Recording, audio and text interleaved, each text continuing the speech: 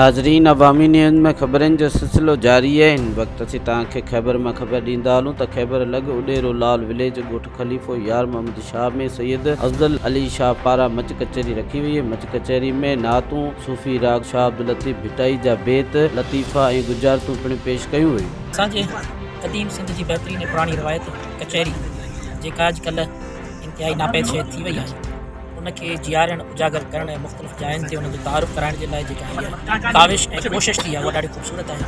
असांजे इलाइक़े में बिलख़ुसूस कचहरियुनि जा पुराणा उरूज हींअर ज़वाल आहे ऐं उमेद कजे थी त हिननि कचहरियुनि जे वरी उरूज सां असांजी सक़ाफ़त जो ही अहम तरीन अंसर असांजे नए मुआशरे, उसरंदड़ मुआशरे, नए पलजंदड़ मुआशरे में हिकिड़ो सुठो वाधारो।